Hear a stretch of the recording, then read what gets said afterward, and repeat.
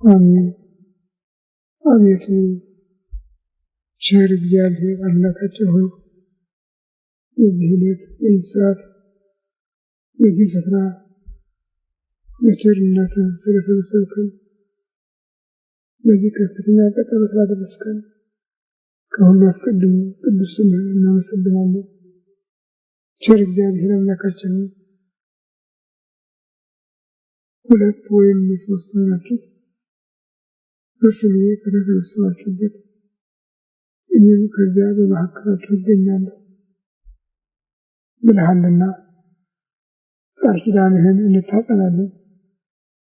በመካከላችን እንድትገኝልን ልናውቀው የሚገባንን የሚጠቅመንን አቅማችን ሊሸፍነው የሚችለውን እንድትገልጽልን ቅዱስ መንፈስህን እንድታሳድርብን ሀገራችን ኢትዮጵያን ኦርቶዶክስ ተዋሕዶ ቤተክርስቲያናችንን ክርስቲያን ሕዝብህን በቸርነት እንድታስብልን መዓቱን በምሕረት ቁጣውን በትዕግስት እንድትመልስልን ኃጢአታችንን ይቅር እንድትለን ጸሎታችንን እንድትቀበለን ስብሰባችንን እንድትባርክልን እንለምንሃለን። ክብር ምስጋና ለአብ ለወልድ ለመንፈስ ቅዱስ ይሁን ዛሬም ዘወትርም ለዘላለሙ አሜን። አባታችን በሰማይ የምትኖር ስምህ ይቀደስ መንግሥትህ ትምጣ ፈቃድህ በሰማይ እንደሆነች የዕለት እንጀራችንን ስጠን በደላችንን ይቅር በለን እኛም የበደሉንን ይቅር እንደምንል አቤቱ ወደ ፈተና አታግባን ከክፉ አድነን እንጂ ኃይል ምስጋናም ለዘላለሙ እመቤታችን ቅድስት ድንግል ማርያም በመልአኩ በቅዱስ ገብርኤል ሰላምታ ሰላም እልሻለሁ። በሐሳብሽ ድንግል ነሽ፣ በሥጋሽም አሸናፊ እግዚአብሔር እናት ሆይ ሰላምታ ላንቺ ከሴቶች ሁሉ ተለይተሽ አንቺ የተባረክሽ ነሽ። ከማኅፀንሽ ፍሬ ኢየሱስ ክርስቶስ ይመስገን። ጸጋን የተሞላሽ ደስ ይበልሽ፣ እግዚአብሔር ከአንቺ ጋር ነውና ከተወደደው ልጅሽ ከጌታችን ከመድኃኒታችን ከኢየሱስ ምሕረትን ለምኝልን እያስተሰረን ለዘላለሙ አሜን። ኦ እግዚእ ኢየሱስ ክርስቶስ በሰማይ በሰማይ ከምሕረትህ ኃጢአታችን ሁሉ ጌታዬ ኢየሱስ ክርስቶስ እንደ ይቅርታህ እንደ ቸርነትህ ብዛት የእኔንም የሕዝብህንም ኃጢአት አስተስርይ። በማወቅ ባለማወቅ በማሰብ በመስራት በመናገር የተፈጸመውን ሁሉ ይቅርታ እግዚአብሔር ይባርክልን።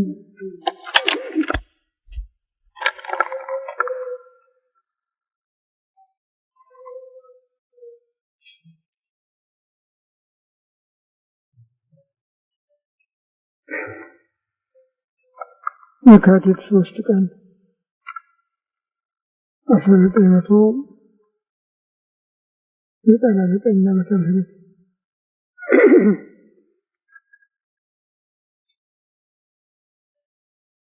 ዛሬ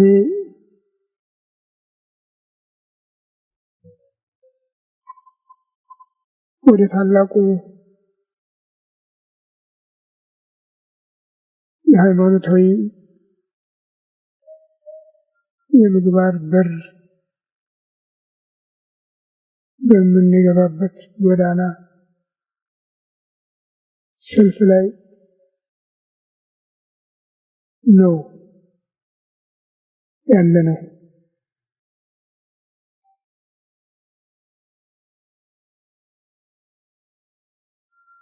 በቤተ ክርስቲያን ልዩ ልዩ አቋም ቢኖሩም ይሄ ለየት ያለ ነው።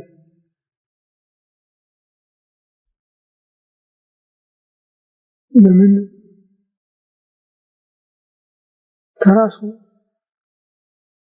ከመድኃኒታችን ከጌታችን የተቀበልነው መሆኑ ነው።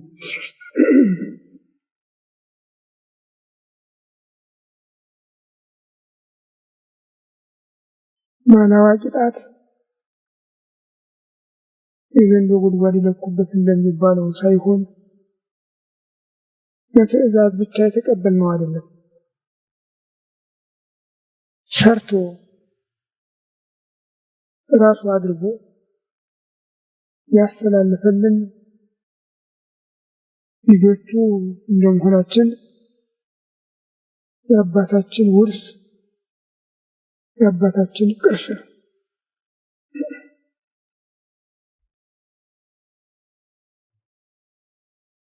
በሰው ልጅ ታሪክ ውስጥ መጀመሪያ የተሰበከ ትምህርት ቢኖር ጾም ነው። እግዚአብሔር አዳምን ሾሞ በገነት እንዲኖር ባደረገው ጊዜ በገነት ካለው ሁሉ ዛፍ ፍሬ ብላ፣ ግን ክፉና መልካም ከሚያስታውቀው በገነት መካከል ካለው ዛፍ አትብላ፣ ብትበላ ትሞታለህ ነው ያለው። ይህ የመጀመሪያው ጾም ይሄ ነው። አትብላ አትብላ።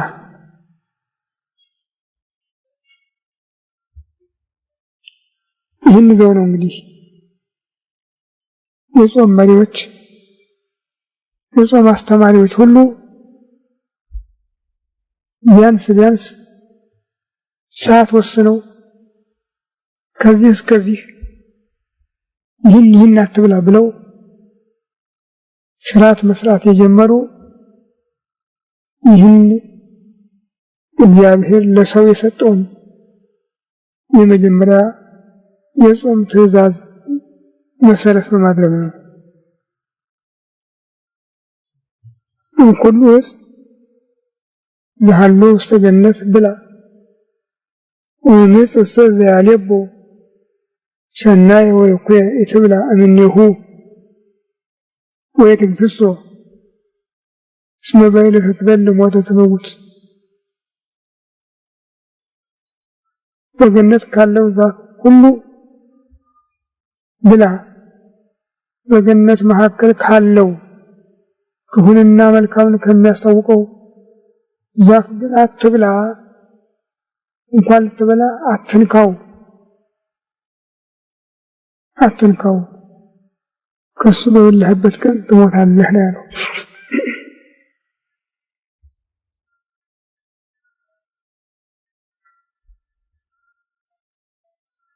ለሰው አእምሮ ሁልጊዜም የማያውቀውን ለማወቅ ጉጉት አለው። ክፉና መልካም ከሚያስታውቀው የሚለው ቃል ያሰናከለው ይመስላል። ካልቀመሱ አይታወቅማ። ክፉና መልካም የሚያስታውቅ ይመስላል። ለዚህ ሲል ሰው ወደዚህ እንደደረሰ የሚያሳይ ምክንያት እናያለን። ከዚያ ጊዜ ጀምሮ ሰው የእግዚአብሔርን ትእዛዝ ባለመጠበቁ የእግዚአብሔር ቃል ከተነገረ አይቀርምና ሞት ተፈረደበት። ሞትን ያህል ሸክም ተሸክሞ ይኸው ይኖራል፣ ከሞት ጋር ይኖራል። የሞት ባልደረባ ይዞ ለማንኛውም ከዚህ ነፃ የመሆን ተስፋ አልተገኘም። የሰው ዘር ለሆነ ሁሉ ከዚህ ነፃ መሆን አልተቻለም። ሞት የሚገዛው ነው የሆነ።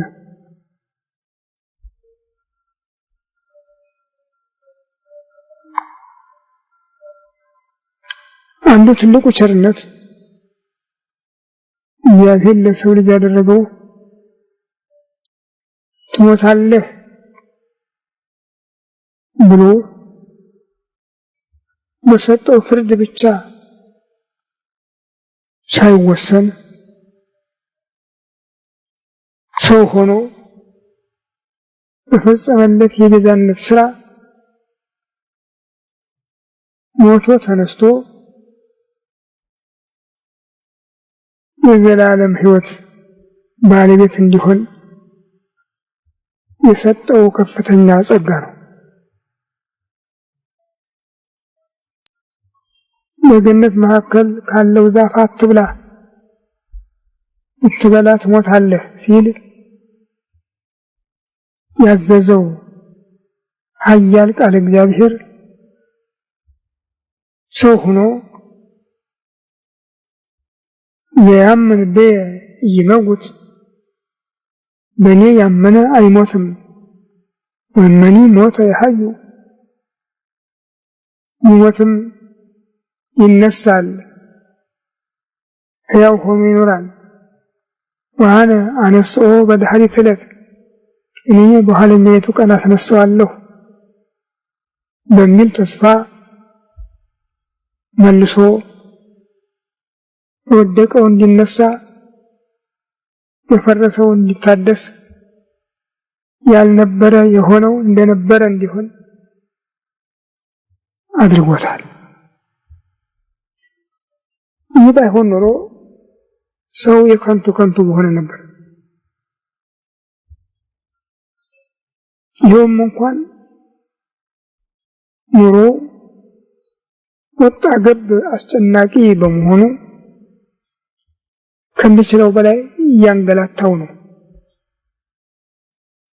ይሁንና ተስፋው አሁን ሞቼ ፈርሼ በስብሼ ቀራለሁ የሚል ሳይሆን እነሳለሁ የሚለውን ተደግፏል። ችግር አሁንም ሌላ ችግር አለ። ያመነብኝ ነው የሚለው ጌታ። ያመነብኝ አይሞትም፣ ይሞትም ያው ሆኖ ይኖራል፣ እኔ በኋለኛይቱ ቀን አስነሳዋለሁ ይላል። እንግዲህ ሁለት አይነት ሞት፣ ሁለት አይነት ትንሣኤ ሊኖር ነው።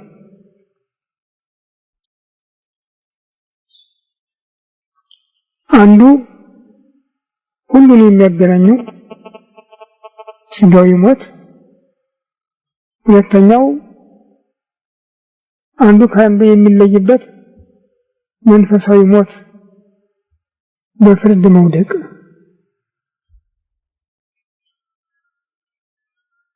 ስጋዊ ሞት ሁሉን የሚያስተካክለው ቢሆንም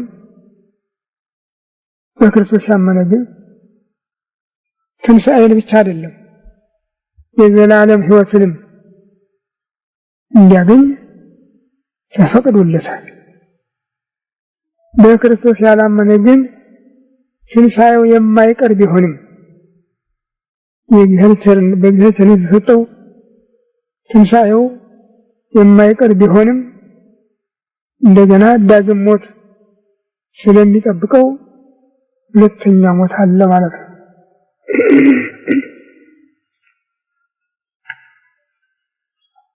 ይህ ለዚህ ሁሉ መድኃኒቱ መሰረቱ ጾም ስለሆነ አዳምን በገነት ካለው ዛፍ ሁሉ ብላ፣ በገነት መካከል ካለው ዛፍ ግን አትብላ ሲል ጾምን ያወጀለት አምላክ ሰው ሆኖ ዳግማዊ አዳም ተብሎ እዚህ ዓለም በተገለጠበት ጊዜ ለስራው ሁለተኛ ያደረገው ጾም ነው። መጀመሪያ ተጠመቀ። ተጠምቆ መዋል ልደር ሳይል ዕለቱን ዘር ተክል የሚላሽ የሚቀመስ ወደ ሌለበት ወደ ገዳመ ቆሮንቶስ ነው የሄደ። እዚያ ሄዶ 40 መዓልት 40 ሌሊት ጾመ ነው የሚለው። አንድ ቀን 2 ቀን 3 ቀን አይደለም። ይህን ማንም ሊሞክረው ይችል ነበር። ስለሱ የተጻፈው ግን 40 መዓልት 40 ሌሊት ከቆመ ሳያርፍ ከዘረጋ ሰዓት እህል ውሃ ሳይቀምስ ጾመ ነው የሚለው እና በዚህ ያ ጉጉት ስስት ይፈታተነው የነበረውን የሰውን አካል ባህሪ በመብል ላይ በመጠጥ ላይ በፍላጎት ላይ በስስት ላይ ድል አድራጊ አሸናፊ ሆኖ ወደሱ እንዲቀርብ ኃይሉን አጎናጽፎታል። በዚህ ነው ቤተክርስቲያን ጾምን የምታከብረው። ጾም ብቻዋን አይደለችም፣ ተከታዮች አሏት። እስመ ጾምማ ለጸሎት ወፍትሐ ለአርምሞ ወነቃ ለአንብዕ ወጥንተ ኩሉ ገድል ሰናይት ይላል መጽሐፍ። ጾም የጸሎት እናት ናት፣ የአርምሞ የትዕግስት እህት ናት፣ የእንባ ደግሞ መፍለቂያ ናት፣ የትሩፋት ሁሉ መሰረት ናት ነው የሚላት። መሰረት ናት። እሷ ስትቀድም ነው ሁሉ ነገር ሊከናወን የሚቻለው። እየበሉ እየጠጡ እየዘለሉ እየተቀናጡ ሰውነትን መግዛት አይቻልም።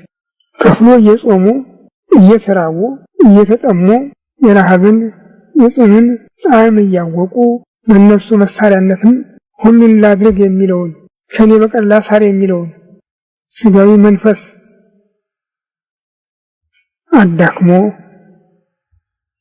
ስራ ለመስራት የሚቻለው ጾምን ገንዘብ ማድረግ የተቻለ እንደሆነ ነው። እሷ ሁሉን ማድረግ ይቻላል። ሞቶ መዳን ይቻላል ማለት ነው። ሞቶ መዳን ይቻላል ማለት ነው። ለዚህ ነው ጌታ ጾሙን ጨርሶ ሲወጣ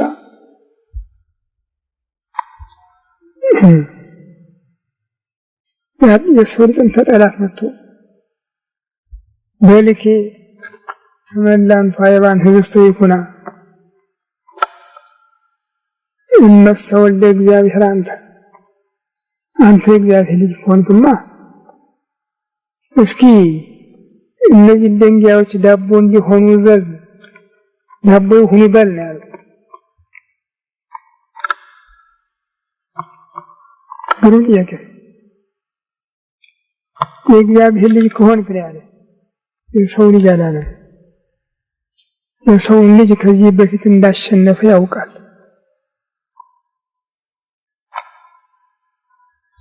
ከዚህ ዛፍ ፍሬ ብትበሉ አምላክ ትሆናላችሁ ያላቸው እና ያንን ያውቃል ሳይቻል እንደቀረ። አሁን ግን የእግዚአብሔር ልጅ ከሆነ ሁሉ ይቻለዋልና እነዚህ ድንጋዮች ዳቦ እንዲሆኑ እዘዝ አለው። የጠላት ጉዞ ፈተና ነው።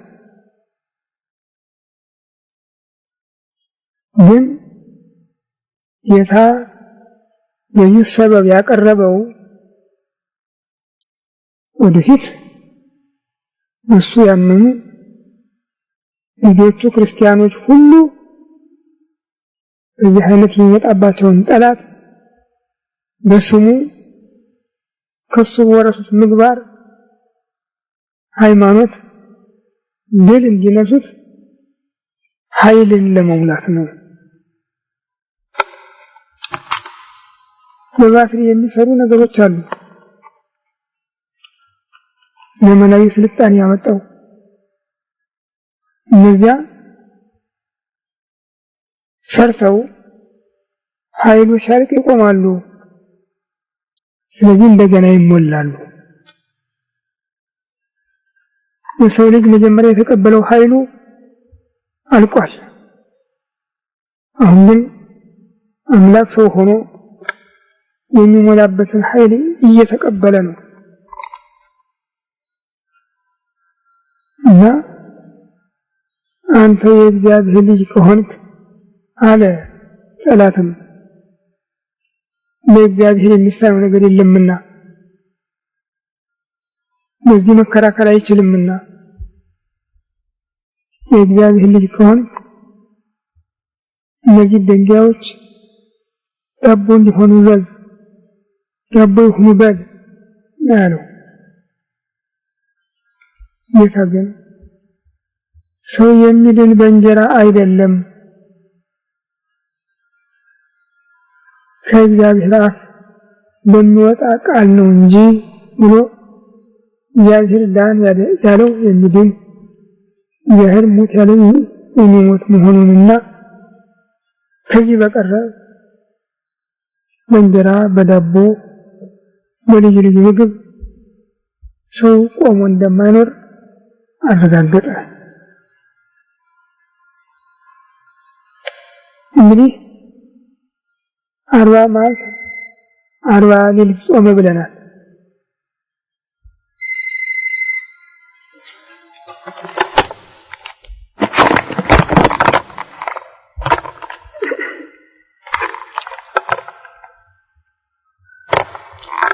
ጌታ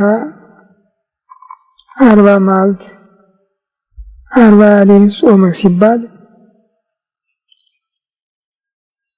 ሲጾም ውሎ ማታ እየበላ ወይም አድሮ ውሎ በማግስቱ እየበላ አይደለም። 40ውንም መዓልት 40ውንም ሌሊት ሲደመር 30 80 እዚህ ሁሉ እህል ውሃ አልቀመሰም። ከቆመም አላረፈም። እጁን ከዘረጋም አላጠፈም። በጾም በጸሎት ነው ሶስት ነው የኖረው። ይህን አይነት ጾም የጾሙ እንዳሉ መጽሐፍ ቅዱስ የተጻፈላቸው አሉ። ለምሳሌ ሙሴ 2 ጊዜ 40 ቀን እንደጾመ ተጽፏል። ኤልያስ እንዲህ ተጽፎለታል። እነዚህ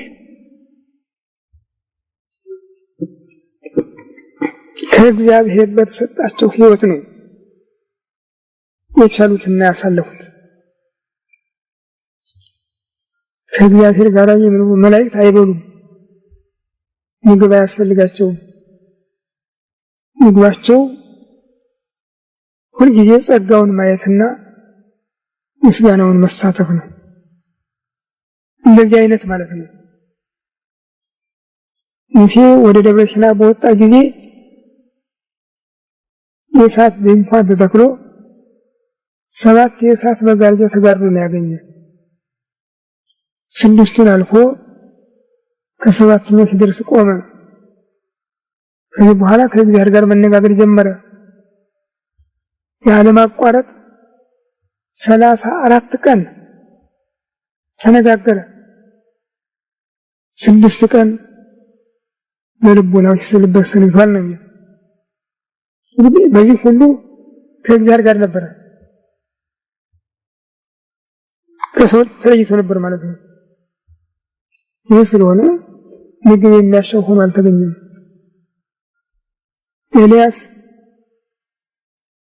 ተነስና ብላ መንገድህ ሩቅ ነው ብሎ መልአክ እየቀሰቀሰ 2 ጊዜ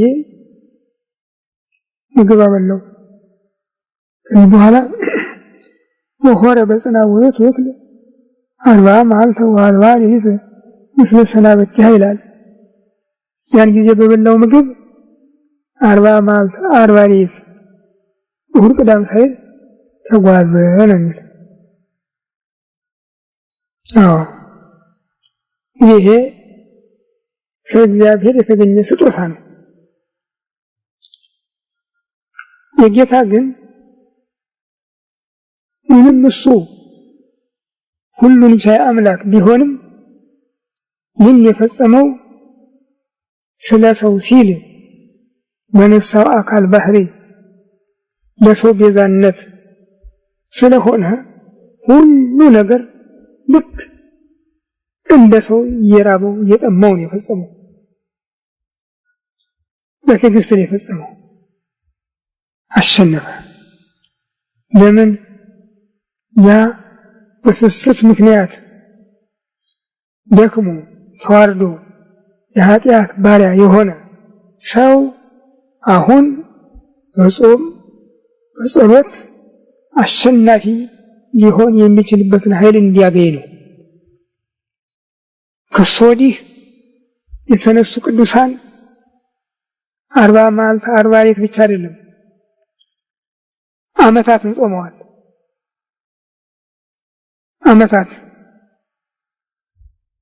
ዓመታትን ጾመዋል።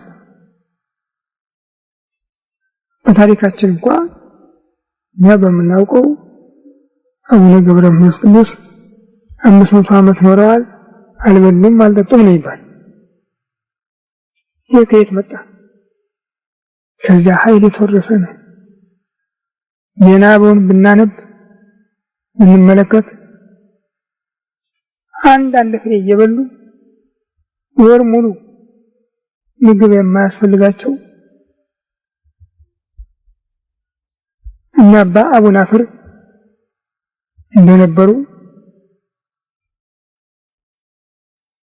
እፍ ሙሉ አተር ይዛ ለምናኔ ወጣ 80 ዓመት በሷ ብቻ ይኖረች ማርያም ግብፃዊት እነዚህን የመሳሰሉ ታላላቅ ሰዎች እንደነበሩ በዜና አበው ተጽፎ ይገኛል።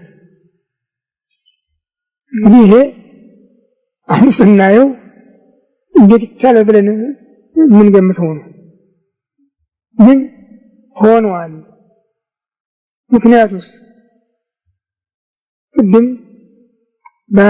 በባትሪ የሚሰሩ ነገሮች የባትሪ ኃይል መሞላት እንዳለባቸው ያ ኃይሉ አልቆበት የነበረው የሰው ሕይወት አምላክ ስለሱ የፈጸመውን ሥራ ሁሉ ወራሽ ሆኖ ሲገኝ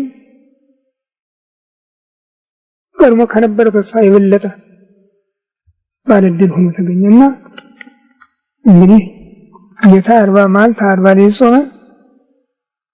ክርስቲያኖች ግን ዓመታት ጾሙ ማለት ያ ጾም ሌላ ኃይል ወለደ ለምእመናን እና ቤተክርስቲያን ይህንን ጾም ነው የምታስተምረው። ጌታ ከጾሙ እንደወጣ ኑ ተከተሉኝ ነው ያለ። ተከተሉኝ በሁሉ ነገር። ይሄ እሱ አይደለም ይሄ እኛ አይደለም ሳንል የሱ የሆነውን ሁሉ ከሱ ተቀበልነውን ሁሉ ተቀብለን እሱ በሄደበት መንገድ ልንሄድ ነው መመሪያ ትእዛዝ የሰጠ።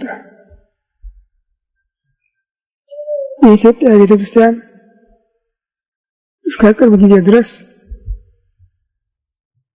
በጾም ትጠቀም ነበር። እንኳን ሕግ ባወቀው ጾም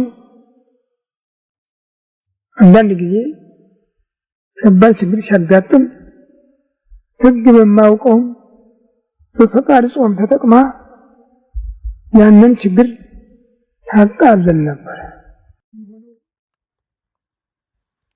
ለብዙ ብቻ አይደለም፣ እያንዳንዱ ሰው እያንዳንዳችን ችግር ቢገጥመን በየቤታችን በጾም ተወስነን በጸሎት ተወስነን ፈጣሪያችንን ስንለምን ያ ያሰብነው ይሟላ ነበር፣ ይሟላል። ሊሆን ይኖር። ዛሬ ግን ከላይ ከዋፉ ሆነ ጥፋቱና ቤተክርስቲያን ያን የነበራትን ኃይል አጥፋ አገሪቱን ሕዝቧም ከአደጋ ላይ ወድቀው ይገኛሉ። ከአደጋ ላይ ወድቀው ይገኛሉ።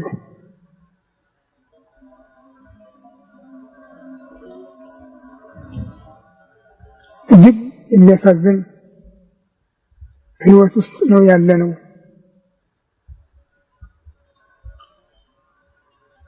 ሃይማኖታውያን ነን እንላለን፣ እናጉረመርማለን። ስራው ግን እውነቱ ግን እምነቱ ግን የለም እና በብዙ ወገን እየተፈተን ነው። በብዙ ወገን እየተፈተን ነው። ይህ 33 ዓመት ከውድቀት ወደ ውድቀት ከመሄድ በስተቀር ወደ ኋላ የተመለስንበት ጊዜ የለም። ይህ ሁኔታ ደግሞ የከተማውን ብቻ ሳይሆን መንደሩንም ገጠሩንም ገዳሙንም ደብሩንም ሳይቀር የዳሰሰ በመሆኑ በቸርነቱ በጌትነቱ ከሚያደርገው ከምግብናው በስተቀር በጸጋ በኩል ምንም የለም። ተራቁተናል። የሚያሳዝን ሁኔታ ላይ የምንገኘው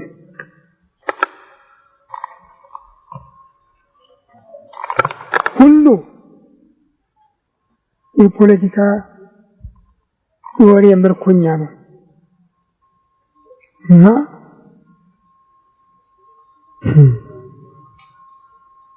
ቀድሞ አንድ መነኩሴ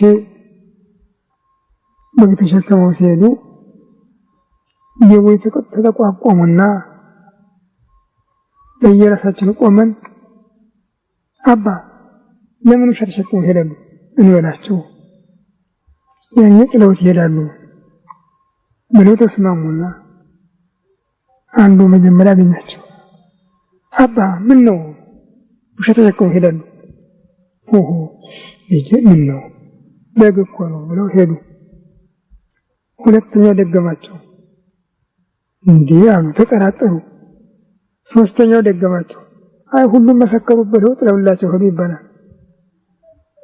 እንደሱ ነው ያለው የኢትዮጵያ ሕዝበ ክርስቲያን፣ የኢትዮጵያ ቤተ ክርስቲያን፣ ኢትዮጵያ ራሷ እንዲህ ሆነው የፖለቲካ ሰዎች ከዚያም ዙሪያቸውን ከበው እየጮሁባቸው መንገዳቸውን ስተው ገደል ገብተዋል።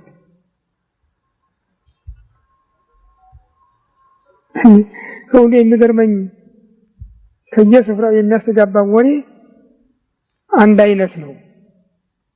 ልዩነቱ ሰዓቱና መሳሪያው እቃው ብቻ ነው። በቀራው ነው የሚነገረው። ደግሞ እውነት የሚባል ነገር ጭራሽ የለም።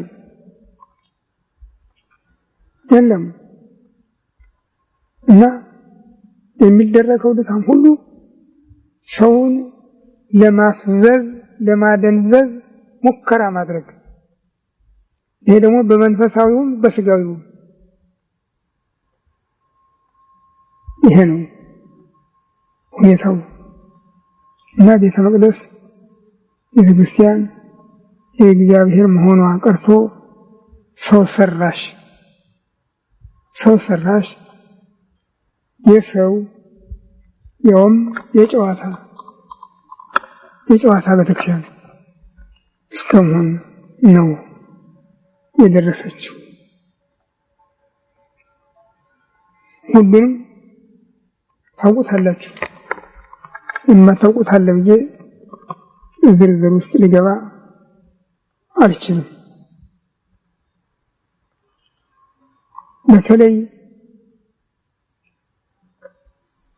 ሁለተኛውን ፓትርያርክ የቤተ ክርስቲያን ሰዎች ተፈራርመው ለሞት አሳልፈው ከሰጡበት ጊዜ ጀምሮ በሶስተኛው ፓትርያርክ ጊዜ የተመሰረተው የቤተ ክርስቲያን ሂደት እናቱን ቤተ ክርስቲያንን ረግሞና ተሳድቦ ጉዞ የጀመረ ስለሆነ ከዚያ ጊዜ ጀምሮ የእግዚአብሔር ጸጋ የተለያት ቤተክርስቲያን ያለች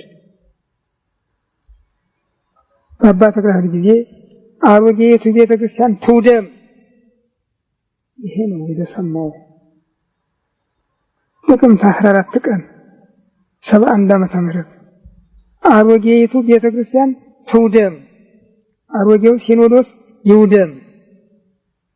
ክርስቲያኖች ነበሩ እንደዚህ የሚሉ ቀሳውስት፣ መነኮሳት፣ ዲያቆናት ነበሩ። ሴቶች ወንዶች ነበሩ። ፓትርያርኩ መካከላቸው ነበሩ። ጳጳሳት መካከላቸው ነበሩ። እግዚአብሔር ይመስገን በመካከላቸው አልነበርኩም።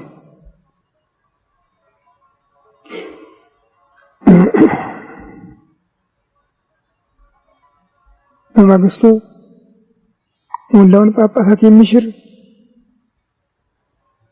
ሴልኩረን ተላለፈ። ከዛ ቀጥሎም በልዩ መገናኘት ሁለት ሰዎች ተነጥለው ቀርተው ከዛ መካከል ለማጠናከሪያ ያህል ለስራውም ጭምር ስራውን የማይችሉት ስለሆነ እሳቸው ራሳቸው ትምህርት የላቸውም። አብረዋቸው የነበሩት አባ መቃርዮስም ይህን ያህል ቀልጣፋ አልነበሩም። አባ አብርሃም ይባሉ የሞኝ መጨረሻ ነበሩ። በሙያ ግን ፍጹም ስለነበሩ እሳቸውን ለንባብ ተጠቅመው ጥቅምት 13 ጥር 13 ቀን 13 ጳጳስ ሾሙ። ከዚያ ጊዜ ጀምሮ አርቲፊሻል ጳጳሳት ናቸው ያሉን።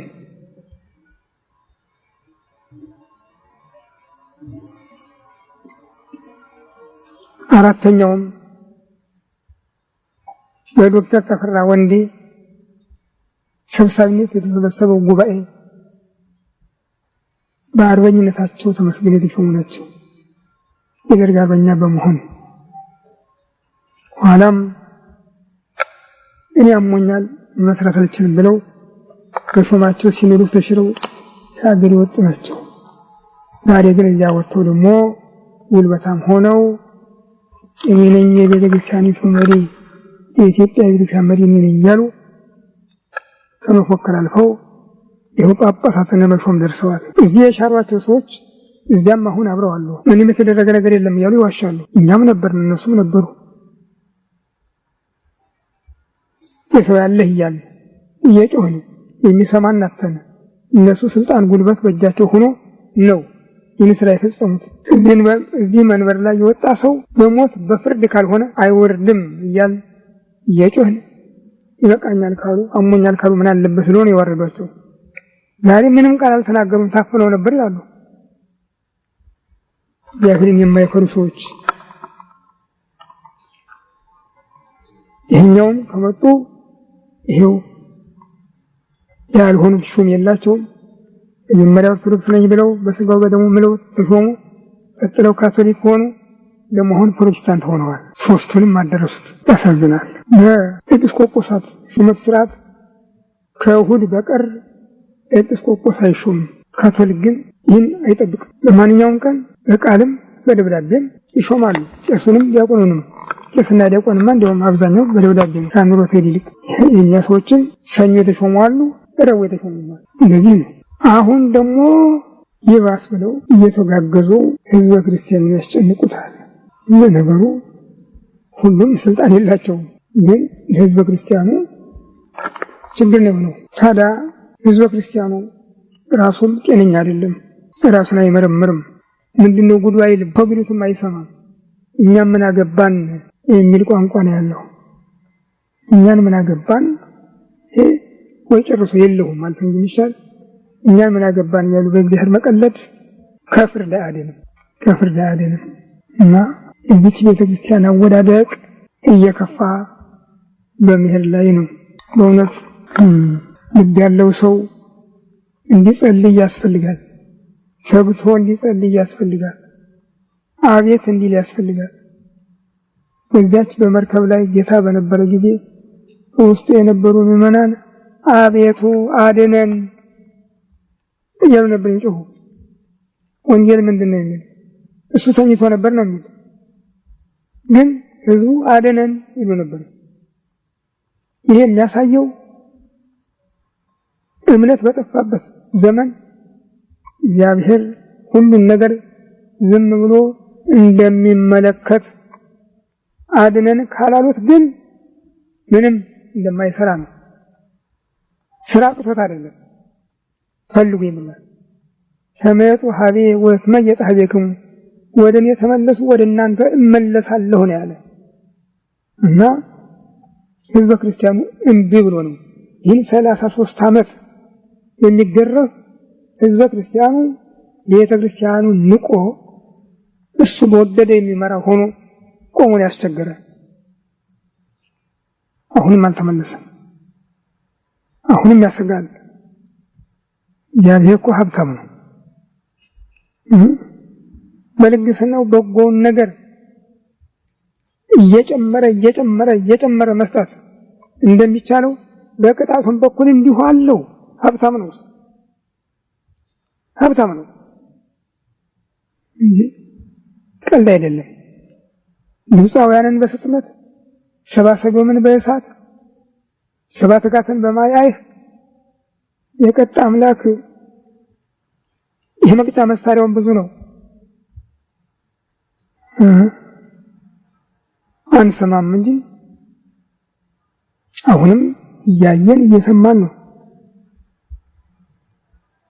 ያለፈውን ዓመት እንተውና በዘንድሮ ዓመት በመስከረም በጥቅምት በጅማ በኢሉባቦር በምዕራብ ወለጋ የተፈጸመው ክርስቲያናዊ ልብ ላለው የሚያስተኛ አይደለም። እንቅልፍ የሚያስወስድ አይደለም።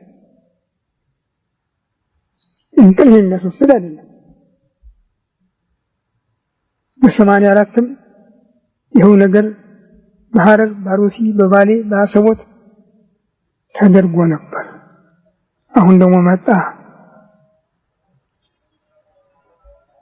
ልክ ያደርገዋል እግዚአብሔር ልክ መለስ ያደርገዋል። የሚሰማ እንዳለ ብሎ ነው። አሁንም በዚህ ጾም መጠቀም የምንችል አልመሰለኝም። እንጃ መጠቀም ብንችል ኖሮ ይሄ ጾም ለኢትዮጵያ በየጊዜው ብዙ እርዳታ ሲያስገኝ የኖረ የጾም ወራት ነው። የአድዋ ድል የተገኘ በዚህ ጾም ወራት ነው። በፋሽስት ድል መሆን ቢመጣም ህዝቡ ተጠብቆ እስከ መጨረሻ ድረስ የደረሰ በዚህ ጾም ኃይል ነው። ኋላም ያን የገቡ ከዚህ ጾም ፍሬ በኋላ ብዙ ጊዜ ይሰራ ነበር። ሃይማኖቱ ስለነበረ ነው። ታዲያ አሁንም ቢሆን ሰዎቻችንን ተመለሱ ብለን መመለስ አለብን። እማንችል ከሆነ ደግሞ ከነሱ መነጠል አለብን። ከነሱ ተለይተን እግዚአብሔርን አቤት ማለት አለብን። እንዲህ ካልሆነ እንጃ እኔ አሳዛኝ ነገር ይከተላል እፈራለሁ። እና በከንቱ እንዳናስቀረው መጠቀሚያ እንድናረገው የእሱን ምሕረት የምናገኝበት የእሱን ጸጋ የምንታደልበት እንዲሆንልን ሀገራችን፣ ቤተክርስቲያናችን፣ ህዝባችን ከጥፋት የሚጠበቅበት እንዲሆን እንዲባርክልን የእሱ ፈቃድ ይሁን።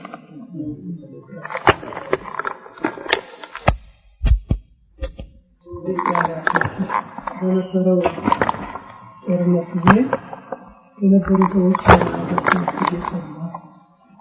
በመሆኑና በዚሁ አብይ ጾም አጥብቀው ይጸልዩ የነበረ ጊዜ የእግዚአብሔር ታድጋቸው በሁለቱም የጦር ጎራዎች አሸናፊ ሆነዋል።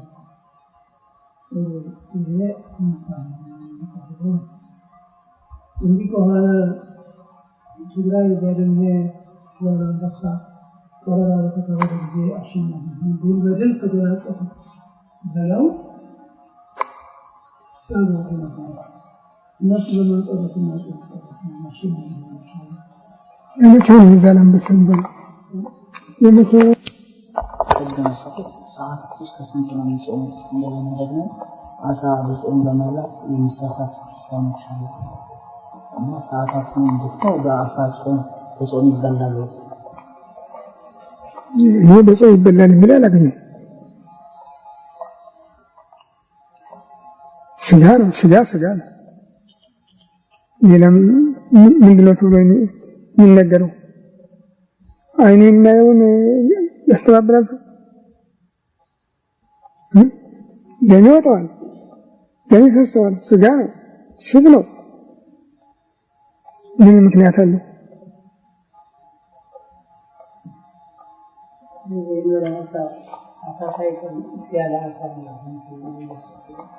አሳ ሳይቀር ነው ያለ። አሳ ቢሆን አትብሉ ነው ያለ።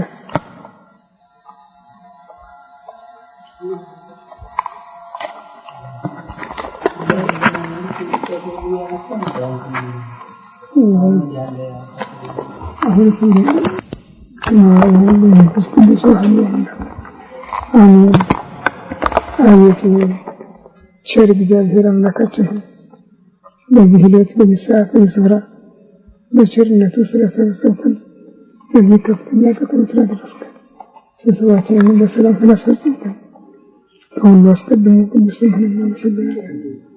ቸር እግዚአብሔር አምላካችን ሆይ እስከ ዓለም ፍጻሜ እኔ ከእናንተ ጋር ነኝ ብለሃልና እንዳትለየን፣ እንዳትርቀን፣ እንድታደገን፣ እንድትጠብቀን ከመከራ ሥጋ ከመከራ እንድትሰውረን ሀገራችን ኢትዮጵያን ኦርቶዶክስ ተዋሕዶ ቤተክርስቲያን ክርስቲያን ሕዝብህን በቸርነት እንድታስብልን ይህን ጾም የጸጋ የበረከት የስርየት ኃጢአት የምህረት አድርገህ እንድትባርክልን እንለምንሃለን፣ እንማልድሃለን። ክብር ምስጋና ለአንተ ለቸር አባትህ ለመንፈስ ቅዱስ ይሁን ዛሬም ዘወትርም ለዘላለሙ አሜን። አባታችን ሆይ በሰማይ የምትኖር ስምህ ይቀደስ፣ መንግሥትህ ትምጣ፣ ፈቃድህ በሰማይ እንደሆነች የዕለት ምግባችንን ዛሬ ስጠን፣ በደላችንን ይቅር በለን እኛም የበደሉንን ይቅር እንደምንል፣ አቤቱ ወደ ፈተና አታግባን ከክፉ ሁሉ አድነን እንጂ መንግሥት ያንተ ናት፣ ኃይል ምስጋና ለዘላለሙ አሜን። እመቤታችን ቅድስት ድንግል ማርያም ሆይ በመልአኩ በቅዱስ ገብርኤል ሰላምታ ሰላም ነሽ፣ በሐሳብሽ ድንግል ነሽ፣ በሥጋሽም ድንግል ነሽ። የአሸናፊ እግዚአብሔር እናት ሆይ ሰላምታ ላንቺ ይገባል። ከሴቶች ሁሉ ተለይተሽ አንቺ የተባረክሽ የማኅፀንሽ ፍሬ ኢየሱስ ክርስቶስ ምስጉን ነው። ጸጋን የተሞላሽ ደስ ይበልሽ፣ እግዚአብሔር ከአንቺ ጋር ነው። ከተወደደ ልጅሽ ከጌታችን ከመድኃኒታችን ከኢየሱስ ምሕረትን ለምኝልን፣ ኃጢአታችንን ይቅር ይበለን ለዘላለሙ ሰላም ለከ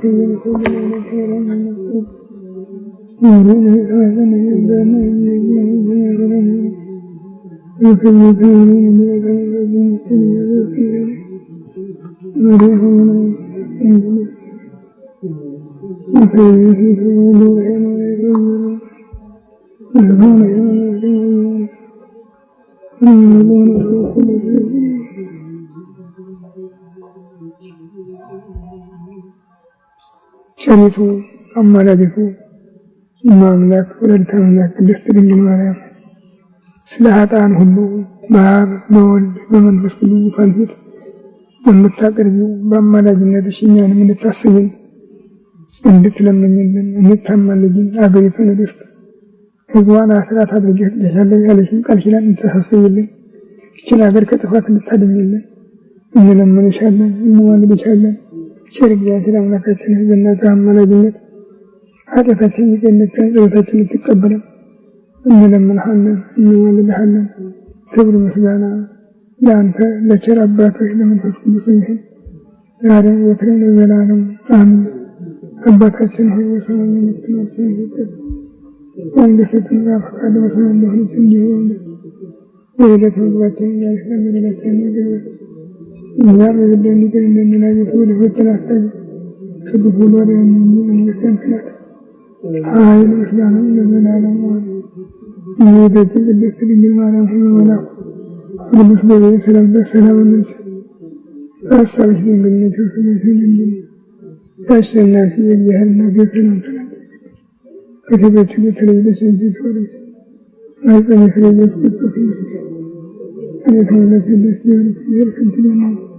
ከተወደደ ልጅሽ ከጌታችን ከመድኃኒታችን ከኢየሱስ ምሕረትን ለምኝልን፣ ኃጢአታችንን ይቅር በለን ለዘላለሙ ኢየሱስ ክርስቶስ በከመ እበየ ሳህልከ ወምህረትከ ስረይ ኃጢአተየ ወኃጢአተ ኩሉ ሕዝብከ ጌታዬ ኢየሱስ ክርስቶስ እንደ ይቅርታህ እንደ ቸርነት ብዛት የኔንም የሕዝብህንም ኃጢአት አስተስርይ። በማወቅ ባለማወቅ በማሰብ በመስራት በመናገር የተፈጸመውን ሁሉ እግዚአብሔር ይፍታ። የበረከት ፍቅር የመንፈስ ቅዱስ ጸሎት ከሁላችን ጋር ይሁን። ወዲያስ ማንም ያህል መንግሥተ ሰማያት